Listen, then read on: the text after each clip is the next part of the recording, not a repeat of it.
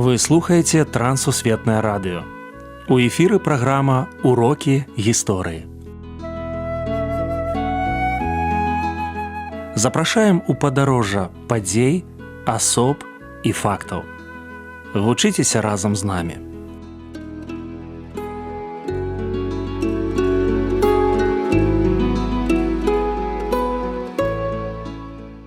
Добрый дзень, сябры. Перад мікрафонам Сяржук Брышцель і кандыдат гістарычных навук Андрусь Унучак. Сёння мы пагаворым пра горад Беларусі Гродна. Прывітанне, Андрусь. Прывітанне, Сяржук. Прывітанне, шаноўныя слухачы. Што нам трэба ведаць пра горад, які называюць беларускай Прагай? Сапраўды, Гродна ці горадня – гэта адзін з найпрыгажэйшых гарадоў Беларусі, адзін з тых цэнтраў, дзе захаваліся найбольшая колькасць гістарычных помнікаў і які мае найбагацейшую славутую гісторыю. Таму шмат што трэба ведаць, але асноўнае мы можам сказаць, што гэта горад, які варта наведаць кожнаму беларусу. Гістарычныя гарадзенскія падзеі, якія, на ваш погляд, нельга абысці ўвагай? Давайте пачнем з гербу горада. Як кажуць, алень святога Губерта, ён нагадвае гарадзенцам, што трэба кожную нядзелю хадзіць у царкву. Таму што менавіта з гэтым звязана жыццё святога Губерта. Святы Губерт гэта быў такі юнак у свіце караля, які ў пэўны час вельмі любіў паляванне. Ён настолькі любіў паляванне, што прапускаў набажэнствы ў царкве. Калі б выдавалася цудоўнае надвор'е, ён ехаў у нядзелю паляваць на звера. І вось аднойчы ён убачыў аленя, у якога паміж рог свяціўся крыж.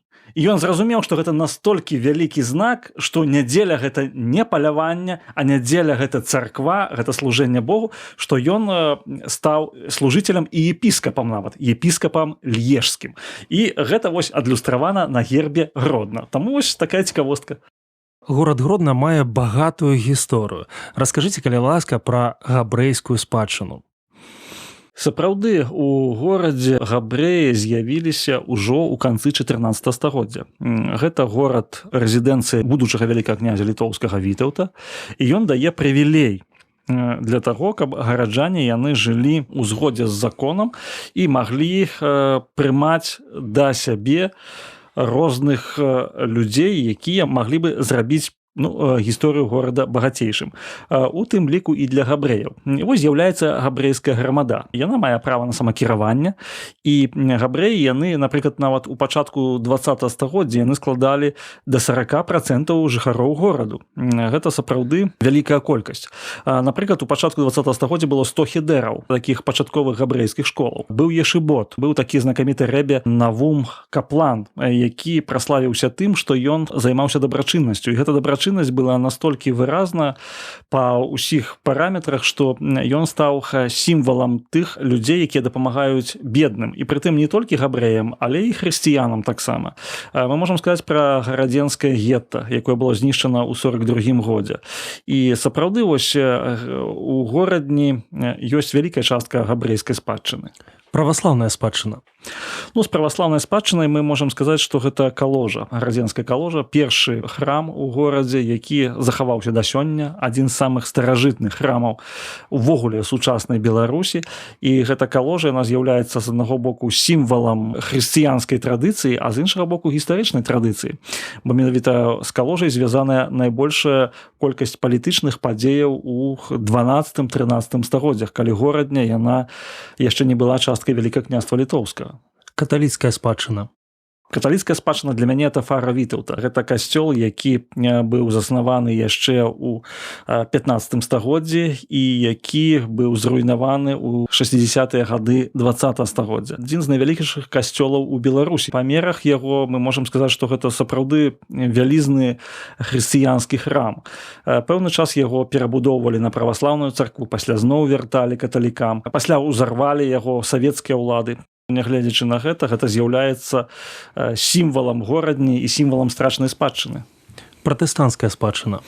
Пратэстанцкая спадчына гэта мы можам сказаць пра Астафея Валовіча, старосту Гарадзенска, аднаго з кіраўніка рэфармацыі ў Вялікім княстве літоўскім і стваральніка статута Вялікага княства літоўскага. Таксама гэта гарадзенская кірха, яна была збудавана яшчэ ў канцы 18 стагоддзя, калі сюды прыехалі шматлікія рамеснікі і майстры з Нямецчыны, і якіх запрасіў Антоні Тызенгаус. Ну і, канешне, Лукаш Дзікуць-Малей, першы перакладчык Бібліі на сучасную беларускую мову. Плюс з горадняй звязана жыццё вялікага хрысціянскага прапаведніка Вільгельма Фетлера. Менавіта з горадні ён меў сваю жонку, Варвару Кавалеўскую. Таму мы можам сказаць, што пратэстанцкая спадчына таксама вялікая. У 2019 у Гродна з'явіўся новы лагатып і слоган «Гродна, я люблю цябе». Чаму вам хочацца вяртацца ў гэты горад? Для мяне асабіста горадня – гэта горад незвычайны. Ну, па-першае, гэта горад каралеўскі. Ён быў рэзідэнцыяй і Вітаўта, ён быў рэзідэнцыяй Стэфана Баторыя, ён быў горадам, дзе адбыўся апошні сойм Рэчы Паспалітай, горадам, дзе прымаліся вялікія палітычныя рашэнні, а з іншага боку гэта была другая сталіца Беларускай Народнай Рэспублікі. У 1919 годзе туды пераехаў урад БНР на чале з Антонам Луцкевічам. І такое вялікае напластаванне розных падзеяў, розных культур, якое мае рознапланавае вялікае значэнне для Беларусі, гэта проста унікальная атмасфера. З другога боку захавалася старая забудова. Вось цэнтр гораду гэта дамы 19 стагоддзя. Просто жылыя дамы 1830-1840 году, дзе сёння жывуць людзі. Ну, для Беларусі гэта унікальная рэч. Это мы толькі можам на захадзе пабачыць такія вось пад'езды. Сімвалічна, што стары мост злучае мінулае і сучаснае. Так. Са старога гораду у сучасны горад. Гэта, канешне, замкі гарадзенскія. Новы замак і стары замак, які адрэстаўраваны, у якіх ёсць цудоўная экспазіцыя. Гэта адзіны ў Беларусі музей гісторыі рэлігіі, дзе можна пабачыць усе канфесіі ў адным памяшканні. Гэта, канешне, для мяне вялікая колькасць старых храмаў у цэнтры гораду і вузенькія, цудоўныя, прыгожыя гарадзенскія вулачкі.